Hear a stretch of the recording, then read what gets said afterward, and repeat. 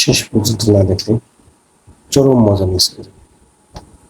আচ্ছা, যেহেতু আমাদের বিপি সব বলছে, তার মানে কিন্তু সে মিথ্যা বলেনি, সঠিক বলছে। নুরুল হক নূর, পিনাকি এবং সাংবাদিক ইলিয়াস। এখন আমি আসি যে ভাই, কে ভালো মানুষ এবং কার কথাটা আসলে শোনা উচিত? প্রথম আসি সাংবাদিক ইলিয়াসের কাছে। তো চরমপন্থী শত্রু, প্রতারক, রাজাঘাটের সন্তান, এবং সে নিজে বলে সে একজন গর্বিত রাজাঘাটের সন্তান। এরপর আসি পিনাকির কাছে। ওটা বিশ্ববিখ্যাত বাটপার, ওটা বিশ্ববিখ্যাত বাটপার।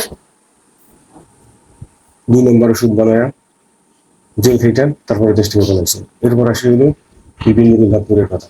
এটা হলো নাম্বার চরম বাটপার। আন্দোলনের সময় বিভিন্ন জায়গা থেকে মানুষের টাকা টুকা হাতায় খায়া এবং বিকাশের টাকা নিতে যে নাম করছিল বিকাশ মুখ। আপনি কারে বিশ্বাস করবেন বলেন? মতামতটা আপনারা দিবেন, সাধারণ মানুষের মতামত চাই। ধন্যবাদ।